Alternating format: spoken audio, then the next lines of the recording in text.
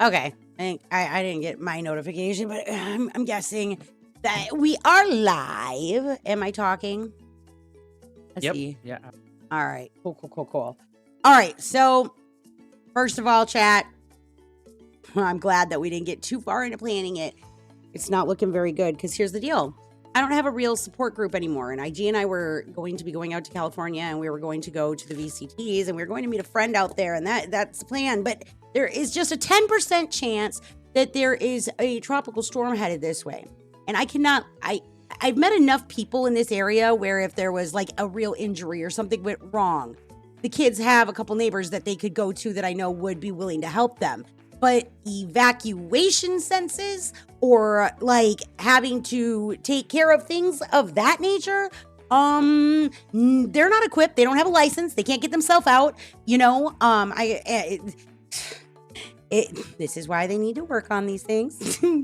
I mean, obviously P couldn't do that, but they'd have to take care of the dogs. We don't have anybody to do that. And there's a 10% chance that there is a storm forming in the Atlantic that could possibly make landfall. And if it did, it would be scheduled to be hitting where we live about the time IG and I are going to be gone. And that is not a risk. I love my family too much. They're all I've got left.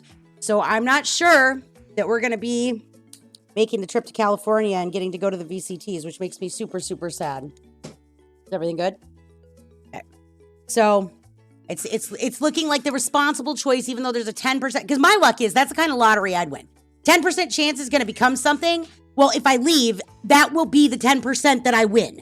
Like, that would be the odds that I'm going to get. I'm going to get the odds where all of a sudden, and I have nobody to call on. I have nobody to come down and get the kids. I have nobody I can ask to drive them anywhere. They have nowhere to go stay. It would be all on me to cover it. It would be all on me to figure out how to keep them safe. And I already have my own disaster plans in place to make sure that I can cover my family. It's just I have to be here in order to do that. So I don't know that we're going to make it out to the VCTs or our trip to California, which is a super sad thing. And I could be super disappointed and I could be super upset about it right now. But I'm going to guess that anything that feels hard means I'm going the wrong way. So maybe it's not right timing for us. We'll see. I'm going to watch this. We're going to see what happens. I'm playing it by ear. I mean, thankfully in our life, we literally could just pick up on Monday and leave if we wanted to. So it could still be a thing that happens.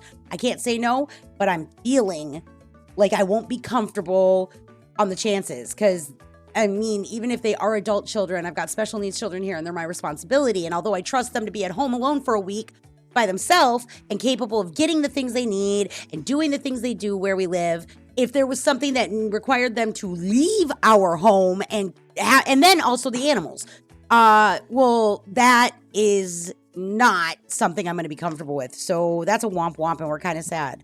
But I am a glass half full kind of chickadee. So moving along from there. It's just sad for us because we were really looking forward to the VCT. And I was really looking forward to seeing Pretty Lady, and I just don't feel this is going the way that it needs to. So, all right. So moving along. Okay. I wanted to talk a little bit because I've been thinking about stuff. I've been just thinking because that's what I do. I like to think. And knowledge is power. And I absolutely believe that educating yourself is the key point. Whether you're educating yourself about yourself, whether you're educating yourself about, other people, but also just understanding nobody wants to go into a doctor and get their head shrink because they don't need that kind of help. Well, here's the deal. They're teachers. I've mentioned this before in my other, streams where therapists, psychiatrists, counselors, those kind of people you go to for help, everybody thinks of them as doctors. They're teachers. They're meant to teach you certain aspects of living to your happiest and best potential, your own self. They are teachers for understanding because we all think in our own way. Everybody's got a different personality, but there are certain things that we may have in our personality that we don't even understand are affecting other people, or maybe habits we've picked up because of how we were raised or what we've experienced that aren't so great. So I talked a lot in, one of my recent podcasts just about, how I decided to flip and stop looking at why, the relationship I was with, we call him on the stream, we call him Xavier. The relationship I was in with him, there are unhealthy dynamics, which is why as I've been unfolding all of this, will end up saying things like, I think, he's a narcissist. Funny story about that we'll tell someday, guys, but not today. Because I get to decide what gets my energy, and it's not going to be that. Instead, what we're going to do today, and what I would like to talk about first, okay, is key elements of healthy communication. Because people might think that here's a big thing. When you are dealing with somebody that has got some sort of personality disorder, they are going to believe that they can watch you, mirror you, learn from you, act accordingly, and you will believe them. That is the deceptive trap. Okay, now whether or not they even realize they're doing that, who knows? What I know about me is that this is even something that I took on because I wanted everybody, I didn't realize that I was looking for validation until somebody called me out on it. And when I realized that that might be a thing I'm going for, why the hell do I need that? Well, I wanted to make people feel good, and I wanted to be thought of as a good friend, the good person, and actually took it so overboard that people are like, you just think you're better than everybody. That wasn't what I did at all. It was like I was just ever evolving in order to try to understand other people better so that I technically could be the most likable person for that person that you could imagine, instead of just being 100% myself. I swear to God. From now on, children, when I'm streaming in or out and I don't want the sound, I am streaming. I am trying to create something. Okay? I mean, my God, nobody's left this room for 2 hours. Now the door's open 50 times and I've only been live for a minute. That is how it goes. Jeebus. Sometimes. So anyways, I wanted to talk about some of the key elements of healthy communication. Okay. So first of all, because a lot of people think that, what really bothers me, first of all, I feel statements are huge. Okay. Oh, wow. That's number 1, 2. I haven't even read this list yet. 1, 2, 3, 4, 5. But 5th on the list is the I feel statements. But I feel statements are huge. Okay. So let me give you an example of an unhealthy communication tactic. When somebody turns around and just lays out an accusation at you, you're toxic. Okay. Well, your behavior is toxic. Okay. Well, brother, you're the dog. Bro. So somebody says something to you like that. Okay. And they're just like, you're toxic. Okay. And even if they give you an example, okay, doesn't mean they're wrong. Okay. And they may be bringing something to light, but just a blanketed statement as such isn't telling you anything about any emotional connection that it causes, anything. It is an accusation that is calling out a defect in you. And if you already know that you've behaved in that way, that's even worse, because that just means that they're rubbing salt in the wound. If you're aware that you've been toxic and you've brought it to them and been like, I'm sorry, I have been, my behavior is unhealthy and toxic, and I have recognized that. And then later on in a conversation, they turn around and they're like, you're toxic because you did this. And they're throwing it back in your face. Okay. This is not an example of healthy communication. Okay. So this made me realize, because the reason I'm bringing this all up is because I've had a recent experience that made me go, wow. Can you ask him to wait until I'm done streaming, please? Because I don't know if that's coming through the headset, but oh my dear God. It, but okay. I'm not sure because this Discord filter. Yeah, because it did yesterday. Can you wait until I'm done streaming? Thank you. Oh my God. Dear God, what is happening? This is the first time I've ever planned out a podcast and I can't even get fucking into it. I feel like we should scratch it and start all over. Jeebus. It's okay. It's okay. I'm okay. No, it's okay because authentic is your brand. So, authentically getting interrupted is part of the process, guys. You gotta stay here for that. You gotta work through it. Okay, so recently I had an experience though where it was like, well, you're toxic and you. Those kind of statements, nobody is trying. That is not a real share of feelings. That is not a real open and honest dialogue, because sharing thoughts and feelings transparently and respectfully is one thing, but thoughts and feelings, okay? Like if they're not even starting off the sentence with, I think this or whatever, they're just accusatory. You are that. You did this. And they want to point the finger at you. Okay, this is not a sign of, you're mean, you're loud, you're whatever it is. Okay, anything that is, fault, sorry. It's just cold crazy how place. sometimes that just slips out of your mouth, like how easy it is to blame them. Sorry, my bad. So I having this experience, I just turned around and immediately recognized it as, well, this isn't real. You know, like, I mean, obviously, I was also called a character assassinator, which is just amazing because, I mean, wow, if I'm a character assassinator, then maybe your character needs some adjustment, bro. Okay, so, Talk but, about oh, Assassin's okay, Creed. let's, hey, hold up. Let's just assume that the person I'm interacting with just doesn't know any better, guys. All right, let's do that. Let's do that for a minute. We're going to be humble. We're going to be non-angry. We are going to alter ourselves. We are going to let them be who they are. But in case they're confused, let's give them some tips, shall we? Key elements of healthy communication. First, as I said, open and honest dialogue, sharing your thoughts and feelings and transparently and respectfully. Okay? Active listening. Paying full attention, understanding, and reflecting back what is being said. Making sure. So let's say this happens between my ex-husband and I a lot, where I'll turn around and actually we taught Parker this. This is really funny, IG, if you think about it. What it is, you know, when we look at Parker and we're upset with him because of his behavior, let's use that as an example, right? And we tell him that he's not supposed to, like, we're like, you know, I mean, We'll tell him why he can't do something or why his action makes us feel angry or frustrated. Like he said to me, why are you getting so mad, right? And so then I'll turn around and tell him in the best way I think I can, okay, what it is. But then I will turn around and say, okay, Parker, you tell me what I said. What did I say? And how many times when I say, what did I say, does he say something that doesn't have anything to do with the fucking words that came out of my mouth? Basically 100% of the time. And so and then I repeat it in a different way because obviously he wasn't able to actively listen and take away the actual message. So then I say to him, after I do it number 2, I say, okay, Parker, now what did I say?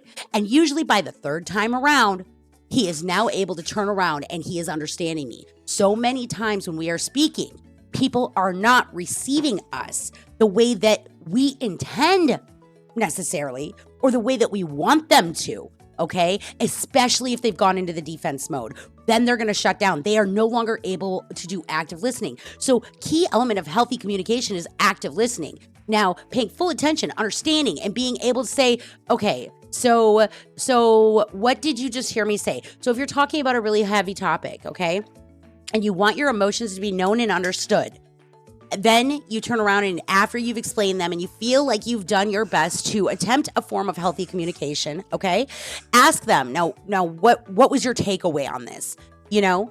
And you might be surprised how often somebody is going to turn around. I can't tell you how many times I've done this in my marriage where I'll turn around and be like, what did I say? You said I'm fucking stupid and I can't do anything right. That is not at all what I said.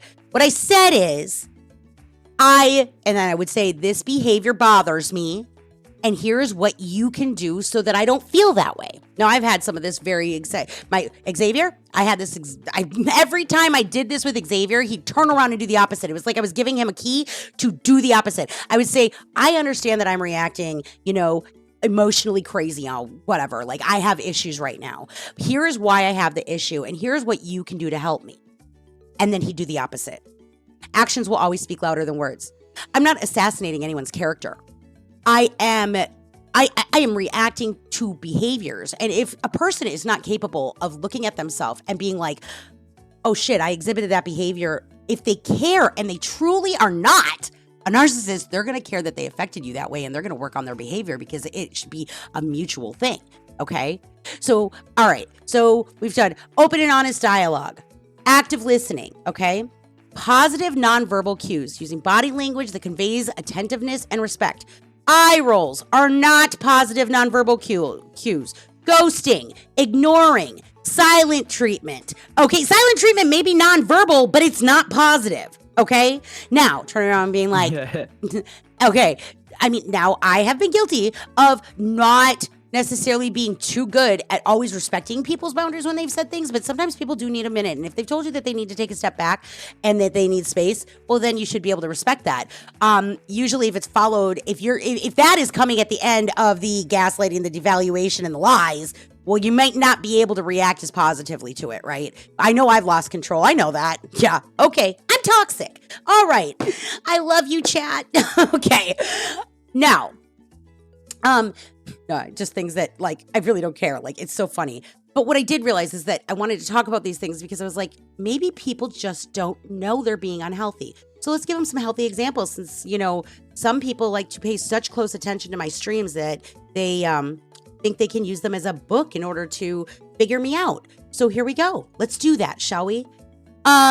So positive nonverbal cues. So somebody indicating that they're listening, they're being attentive, maybe shaking and nodding their head, they're letting you know that they're hearing you. And nonverbal cues are important because sometimes we are real quick to respond and defend or do whatever. But on the real, the truth is that we all need a minute to digest, because when you're hit with something that emotionally affects you, you're going to have a reaction. So sometimes you're going to have an impulsive reaction. And that's what I'm guilty of when I'm afflicted emotionally. I've been known to be impulsive. I'm working on it. 5-second rule is great. Count 5, 10. I make Parker even do it sometimes when you're really feeling emotionally overwhelmed. Literally stop yourself, take a deep breath, and count to 10. And I know IG and I had this. Remember when we had that when you were 13, we went through that rough crap. And I turned around, and after you finally told me, I was very hurt by what you had shared, how the feelings you had shared with me. I was very hurt. I felt it was some of your viewpoints were unfair. But rather than yell and scream at you and devalue and, tell you that your feelings didn't matter or how you were wrong, I looked right at you and I said, I hear you. I'm going to need a minute because this is really upsetting to me. And I need to sit and think about it so that I can appropriately and properly talk to you about it. And you were, this is where I started my healing journey. So at the time, you had a right to be a little bit afraid because sometimes I could fly off the handle and be like, well, you just don't appreciate me. But I had gone on this journey of healing and I had started all of that. So I looked right at you, even though, I had tears in my eyes. You really hurt my feelings. But I also was not going to just disregard how I had hurt yours. And I think that's one of the best examples of like a really good, healthy communication style of where sometimes if you're that upset, okay, I'm going to need a minute. Okay, I hear you, but I'm upset right now and I can't properly respond to this. And everybody, you know what? Sometimes we are just going to fly off the handle. Sometimes our frustration is just too low. Sometimes we are just going to be a fucking bitch and whatever. The key point of that is then own that shit. Go back and be like, I realize that my behavior, which then you should be able to pinpoint. This should not be a blanket statement, folks. Don't let somebody come to you and go like, I'm sorry I was an ass, but no.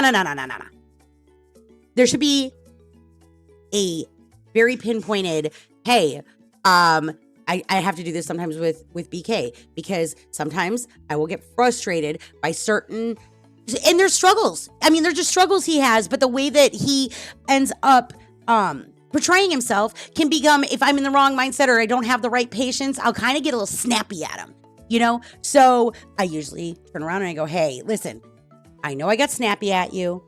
I'm sorry I did that. Here is why I did it. And what do I always tell you kids?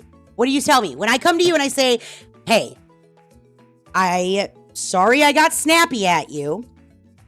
And I should have done that. What do you guys usually say to me? It's okay. And then what do I say to you? No, it's not. And why not? I don't fucking know. I'm the one saying it's okay. I guess you gotta explain that side of it. It's not, because if it was okay, there's nothing to apologize for. If how I treated you was okay, then I don't need to apologize. It is me recognizing and showing you the respect that you deserve, that my behavior was the one that was out of line, that you deserve to be treated better, why, explaining myself so you understand why I treated you that way, even if there is no excuse, and doing something to be different. Those are the key factors. So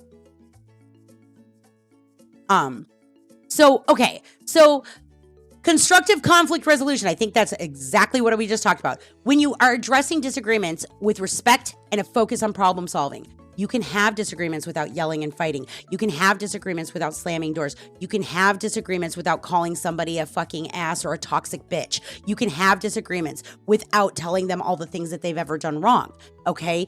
But addressing a disagreement with respect comes with finding a solution to the problem. And sometimes the solution to the problem is going to be that you just got to walk away. And maybe that'll be it. But most times, if you are doing these things in a good and healthy and respectful manner, the disrespect that I have witnessed and that has been done onto me in recent years is I didn't even realize the level of atrocity that was coming at me. Because people have absolutely walked all over me and were giving me the signs all along that they literally had no care in the world about me. And they can say the words all they want, but I did care about you. I care so much for you. I love you. I've heard it all from all different types of people. And you want to know what? Actions speak louder than words, and I will stand by that until the day I die. If your words don't match your actions, you cannot turn around and tell me how much I care. You care for me, and then turn around and also have just dropped off the face of the planet without expressing yourself in one healthy fucking iota of a manner for months at a time. That is not healthy. Okay. So, all right. So moving along, number 5 on the list, as I have already said, is I feel statements.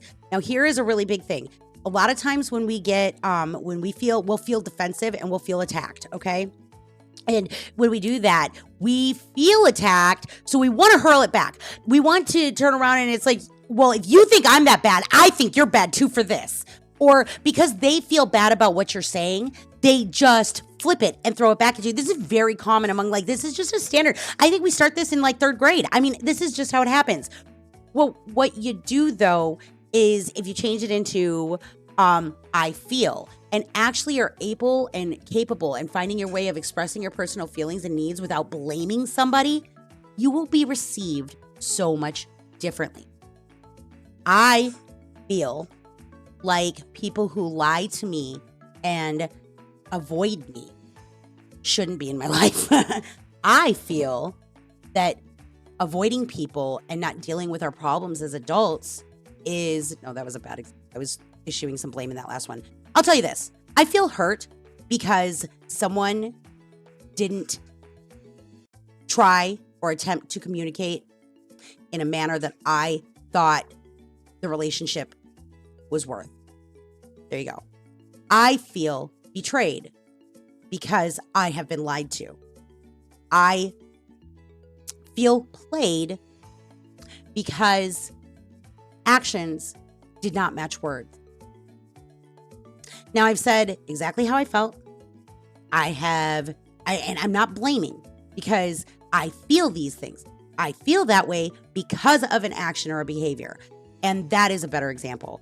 I feel hurt when the children don't put effort into their chores because it makes me feel like what I'm asking them to do doesn't matter to them.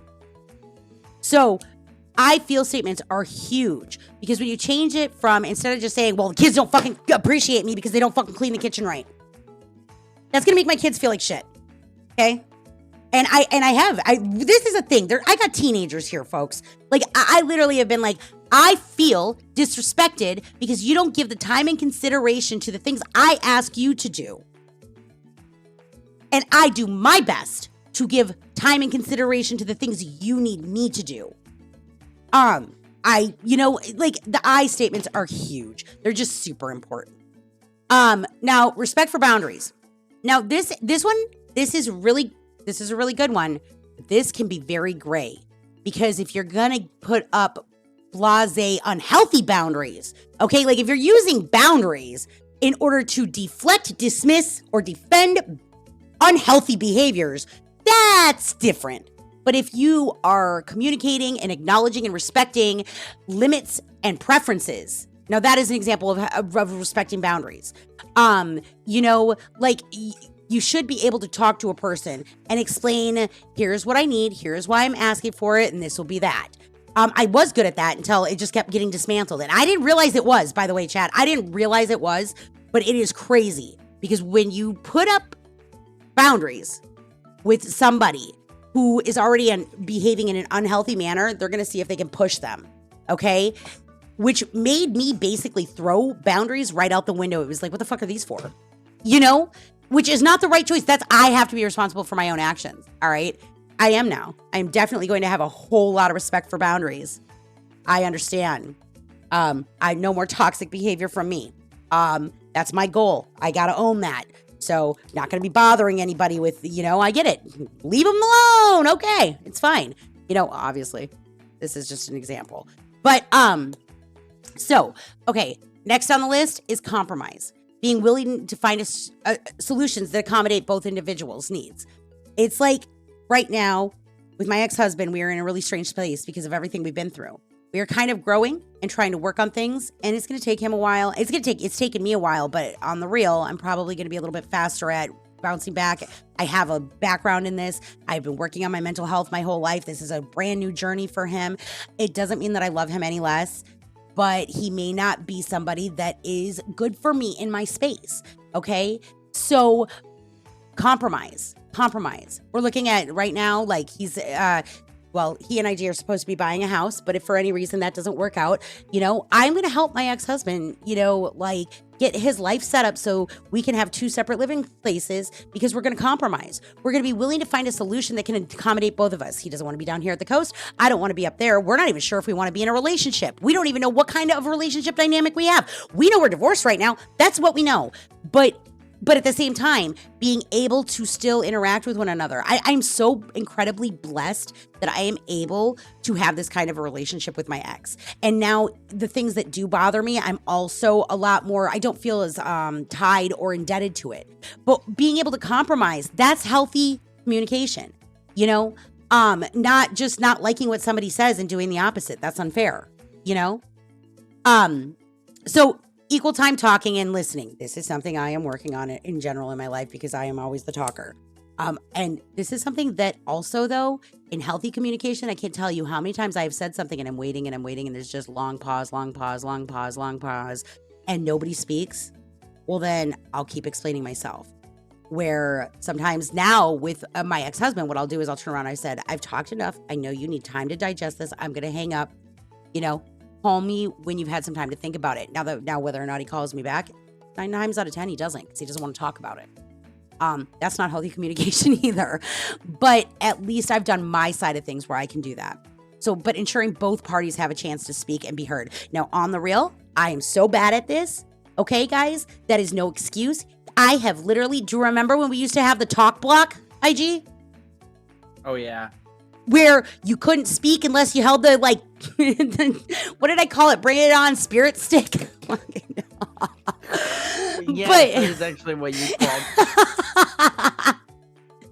Not the spirit stick.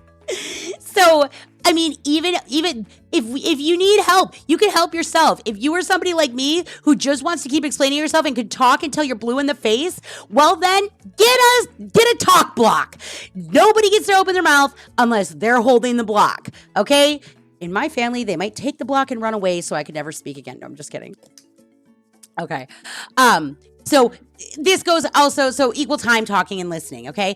Avoiding negative communication styles. I'm not going to lie. A couple things I've said in here have been bad examples because I kind of went off track and I got a little salty because I am sometimes a little salty. I am sometimes a little bitchy, chat. It's no lie.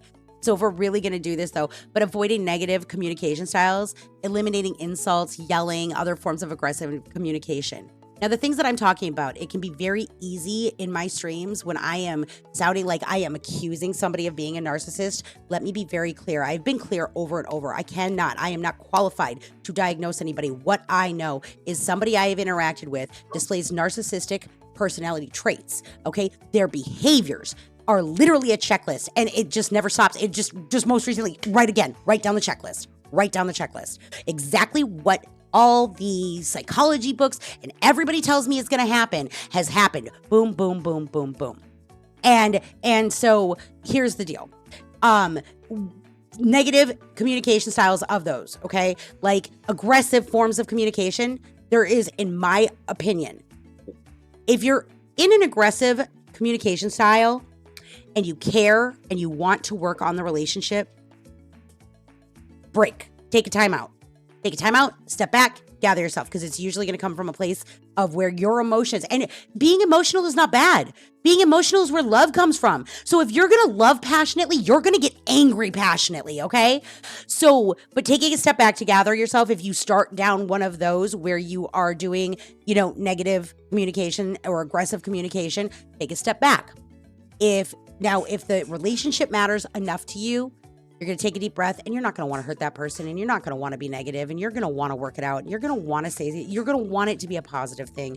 So you'll come back to it and be like, okay, all right, and you can try again.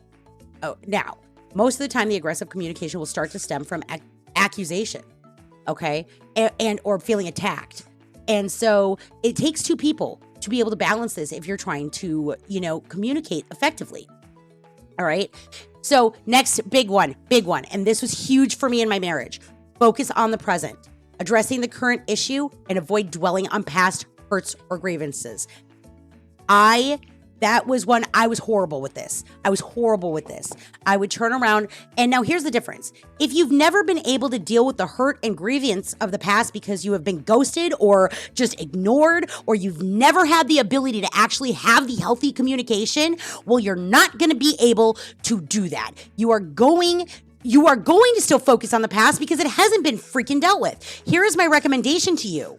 If you have gone on so long that the pain in your life is still causing you to bring up things from months ago, you should walk away from that relationship no matter what it is. Because at that point, they didn't care enough about you to fix that problem when it was a problem. Okay? If they have ignored you, if you have brought it to them and you feel like you haven't been heard, and you feel like your emotions haven't been recognized, and you feel like your communication didn't work, that you have to bring up one of their past behaviors or their past actions, not who they are today, but previously. Well, if you've been robbed of the ability to appropriately address it, then you may have gone crazy like I did, because that's what happened to me.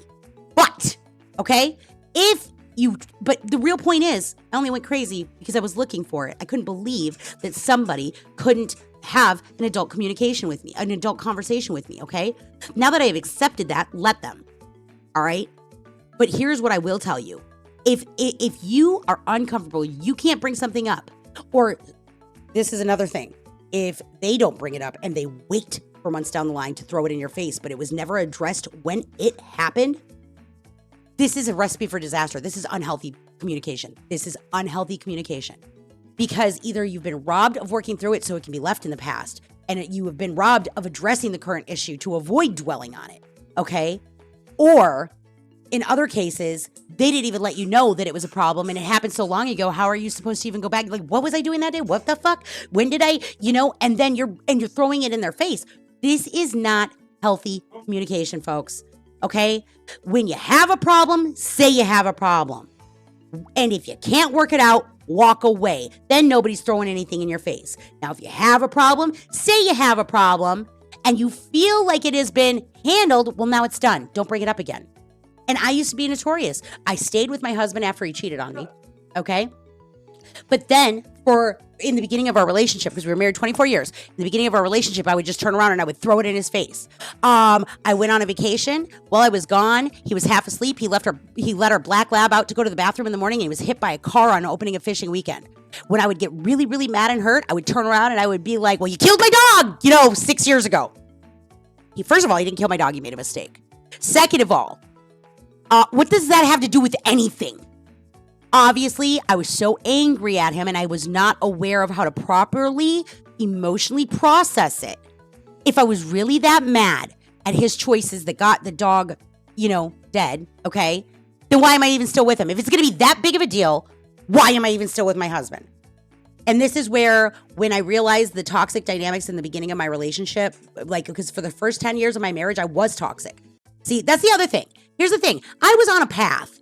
So the things you hear me saying I have been affected by, okay, my character assassination of people, I used to be that person that could act that way. I have learned why I acted that way, why life felt that way to me. And I didn't always make all the best choices either, because what I ended up doing is, once I realized that, you know what? Never threw cheating in my husband's face again. Guess how much more powerful our relationship got? Right before trauma hit, my husband and I it felt like I had mastered life.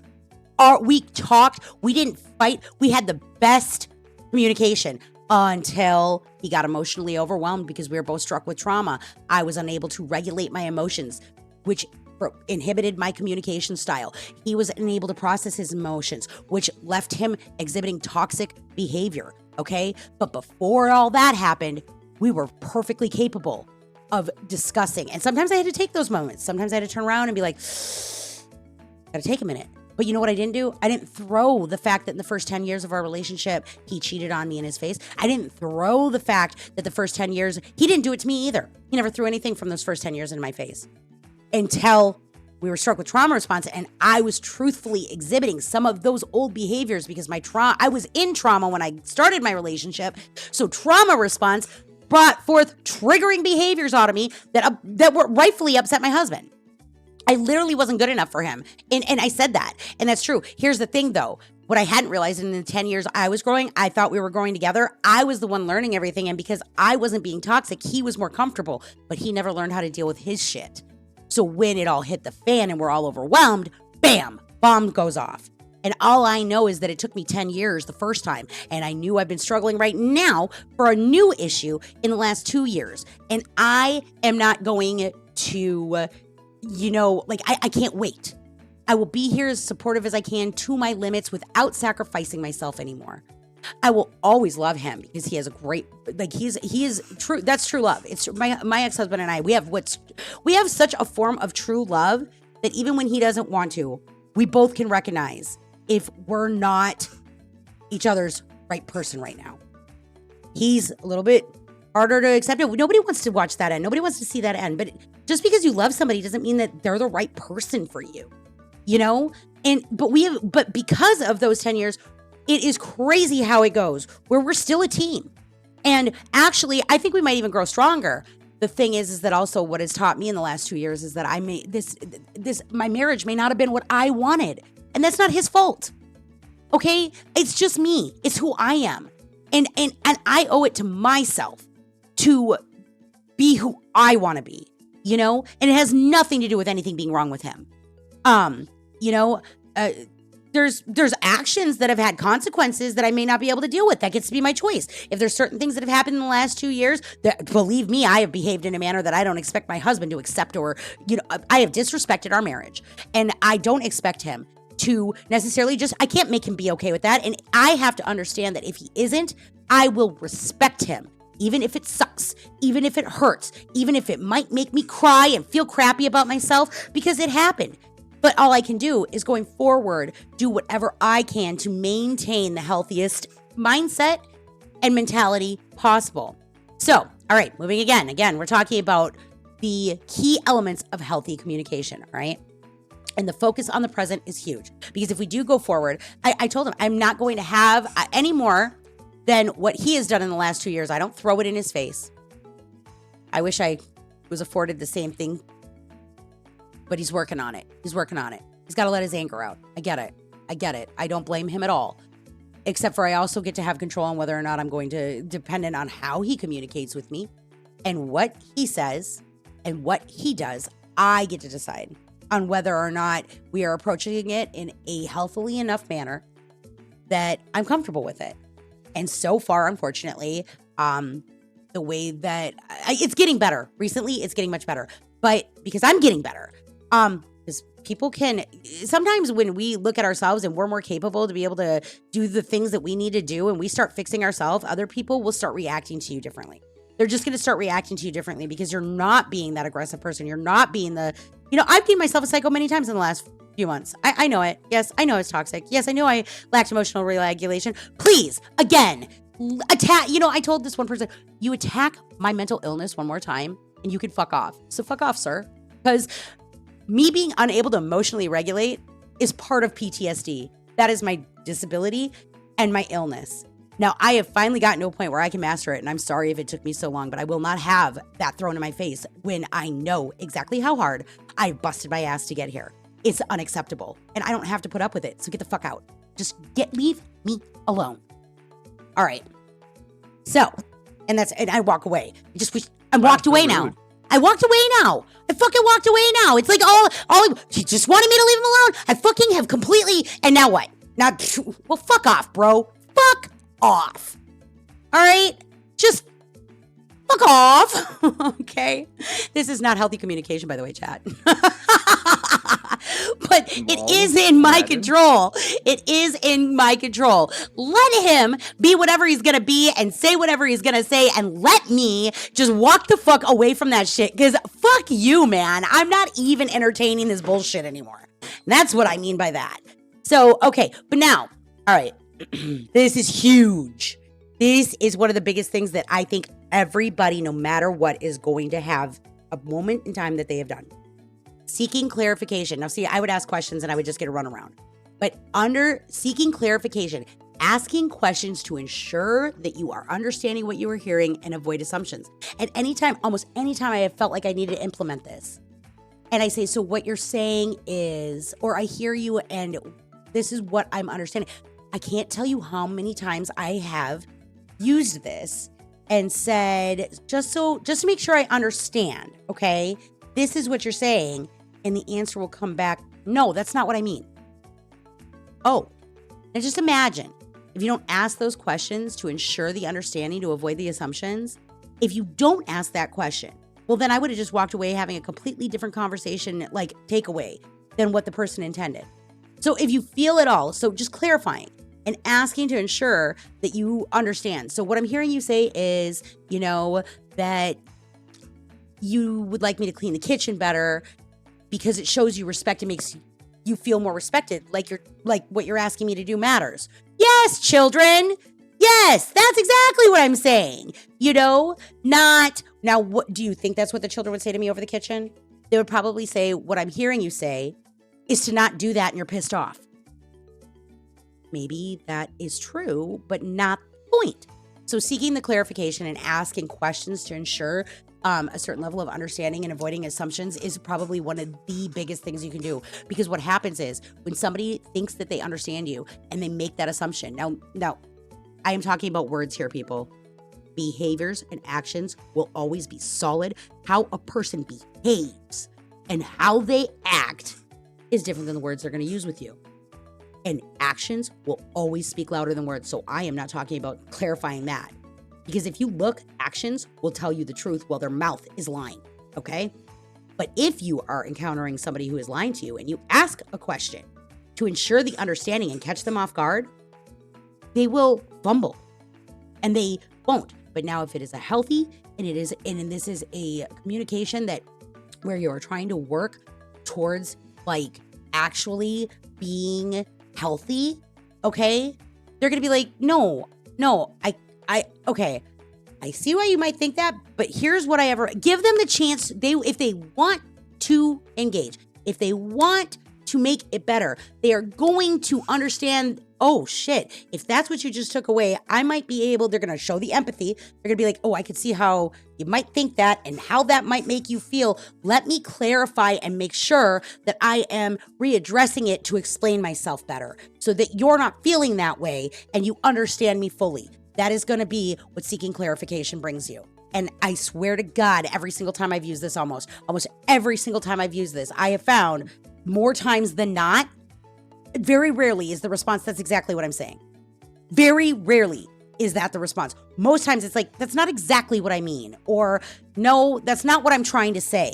Or I don't mean that is usually what will come after you're seeking clarification. But if you don't seek that clarification, now you've got something in your brain that you don't understand. You are making an assumption and you don't know that person. You think that person is saying one thing to you when they're not. And then you're going to harbor that in your heart and in your mind. And it will affect your mentality. It will affect the way that the relationship goes thereafter. You will change because you're going to think that they have told you this one thing, but really that's not what they were trying to say. And you'll rearrange everything. I can't tell you. I had a friend once who used to tell me, I'm not allowed to do this. I'm not allowed to do that. I'm not allowed to do that.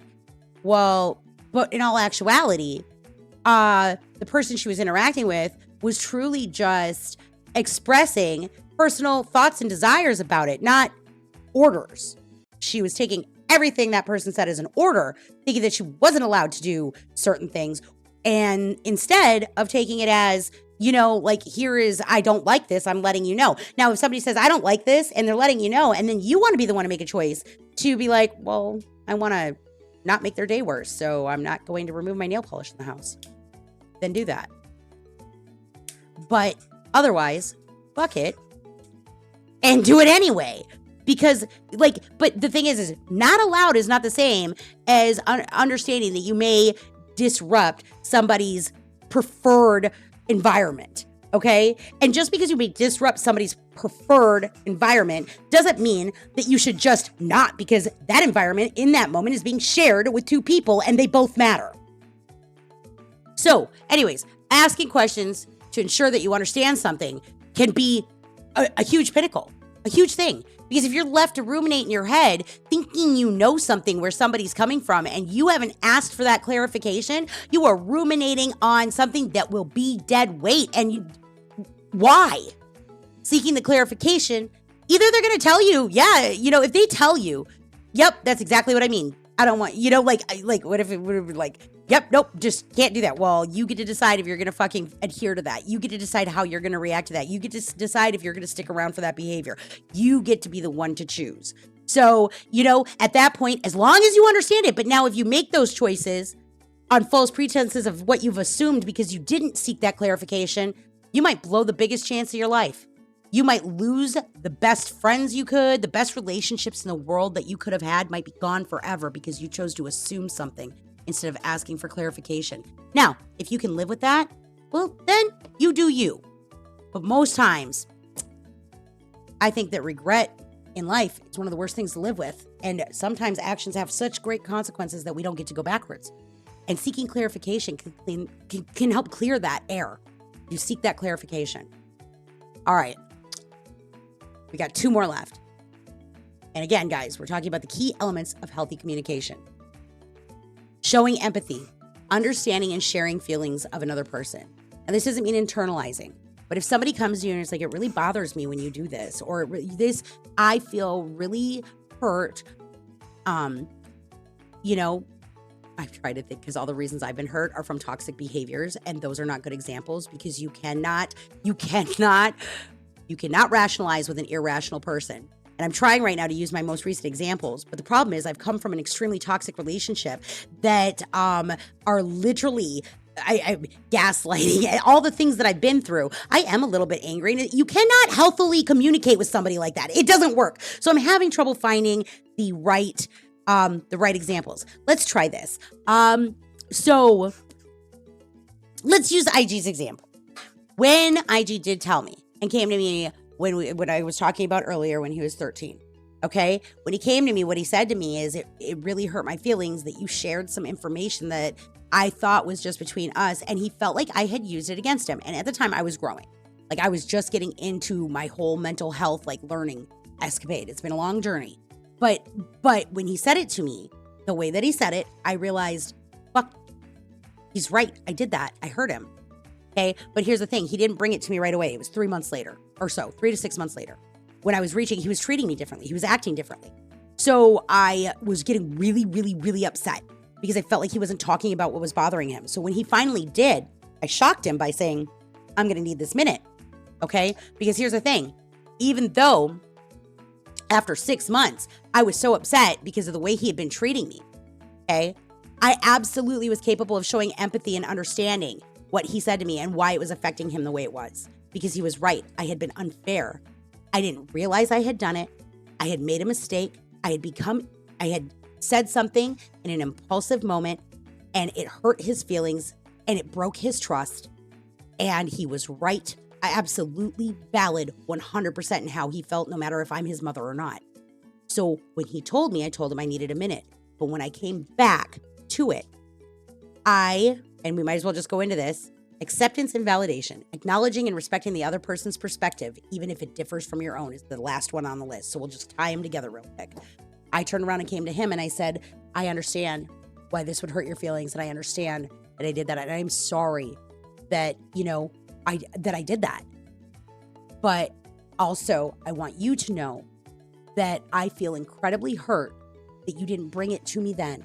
and you waited 6 months, and he had been increasingly like just being very distant, very nasty. He was angry at me. He was a 13-year-old who was angry at his mom, but wouldn't tell me why.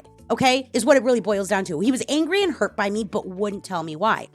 Well, to be fair to him, the first 10 years of his life, I wasn't exactly the most approachable in these areas because I wasn't healthy myself. But we had been working on it, and I told him, I said, you know, I wish you would have brought this to me and allowed me to own my shit before now. And he was just stood at and looked at me like, not what he expected to get. Not at all. Was it, IG?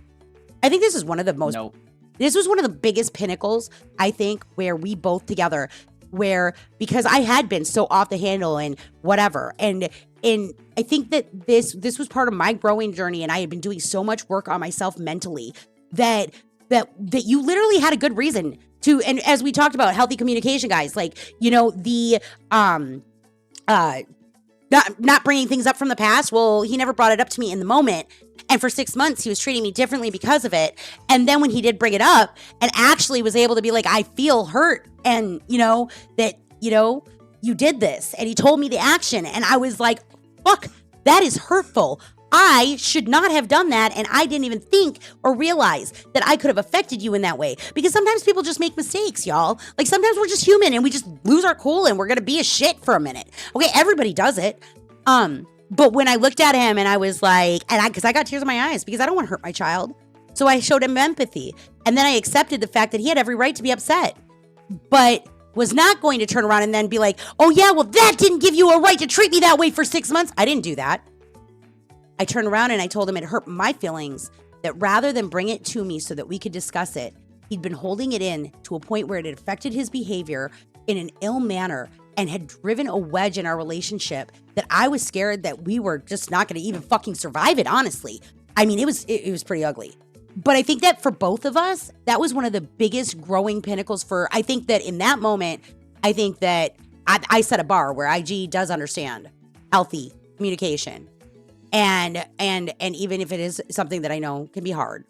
But also why he was able to know when I was not doing things in a healthy manner that it was not me. That's the other side of it. Is, you know, consistency is key, folks. You work on it, you work on it, you work on it. But everybody, when I got struck with trauma, all this healthy communication shit, right out the window. Just throw it away. I could not do it because my mental illness caused an emotional dysregulation that left me literally unable to conduct myself in areas that were emotionally afflicting me.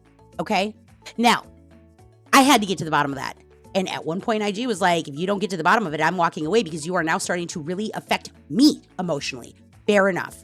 I understand that. But he spoke to me about it and explained what behaviors I was doing. You cannot expect somebody to fix something in your... If you are really annoyed by somebody, you can't just turn around and be like, well, you know, you're overbearing. Okay.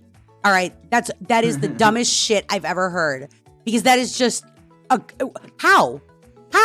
Go ahead and tell me how. And then I'll be the one to decide on whether or not, because if I'm that overbearing, you don't need to put up with it. That person can walk away. But if I care about that person and I don't want to be overbearing to them, I'll get to make the choice on whether or not that's a behavior I want to adjust.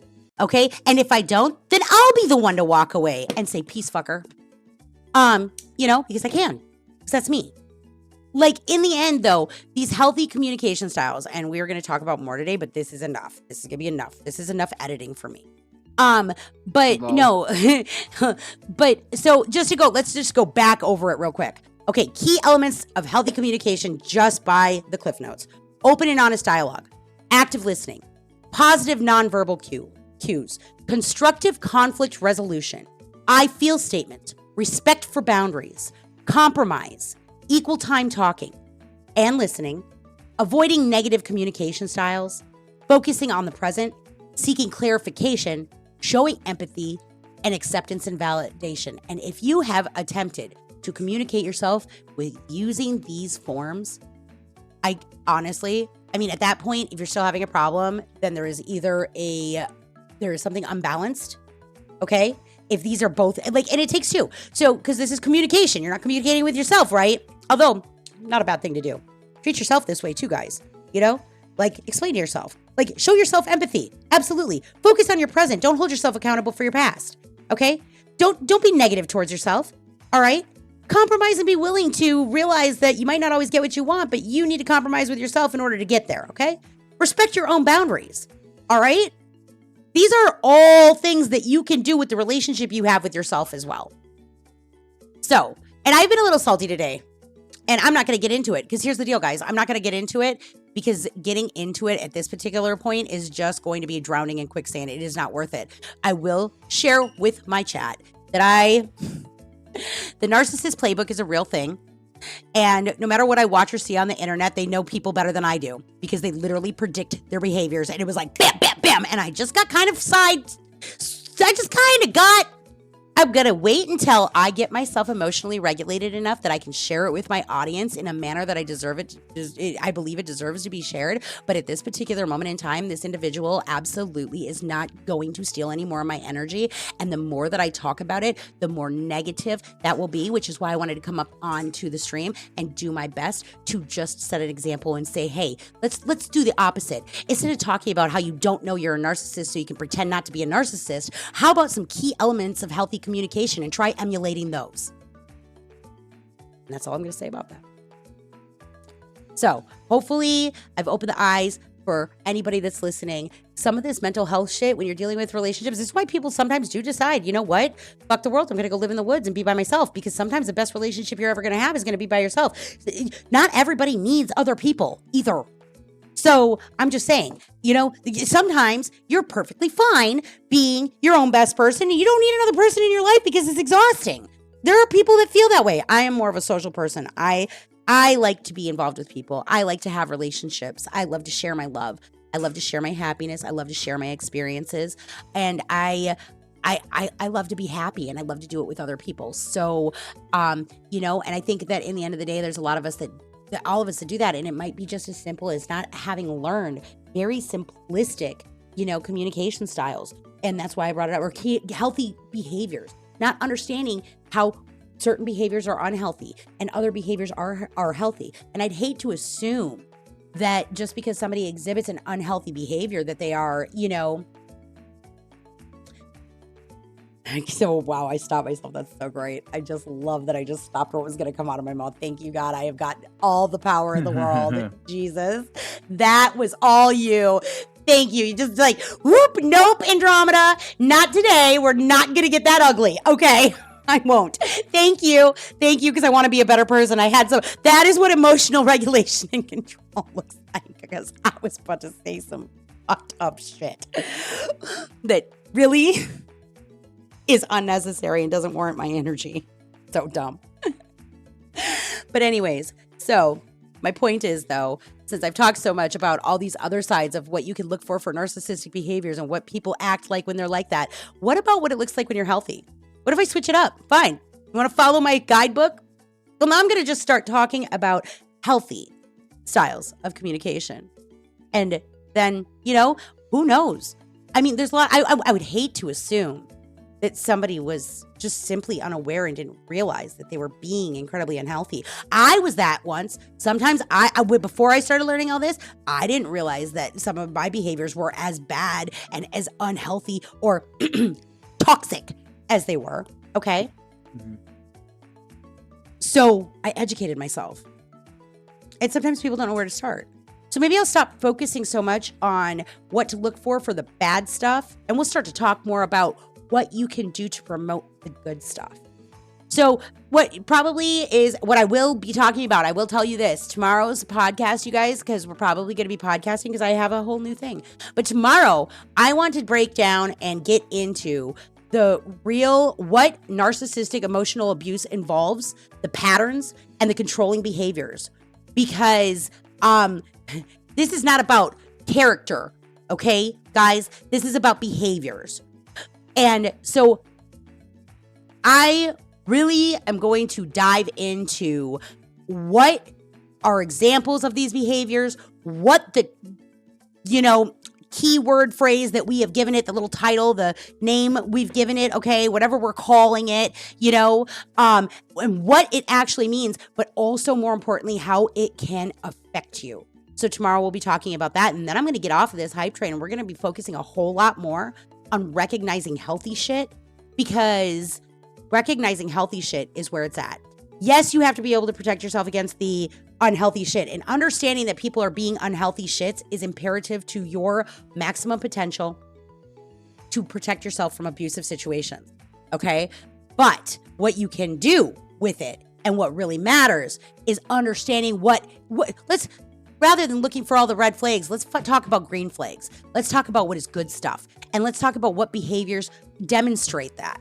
Okay. And show that this is a healthier dynamic and this is what you should expect. And I'm going to spend some time digging into that, because everybody deserves peace and everybody deserves to be happy and everybody deserves not to feel attacked, no matter what relationship you're in. But recognizing that if you recognize somebody is coming at you in not a way that's healthy, well, having the skills to react healthily will most of the time shut them down. When you don't have the skills to react in a healthy manner, what is going to happen is you're going to get drawn right back into their game, right back into their little freaking, their whatever reality they're living in, that they think that the way that they are acting is okay.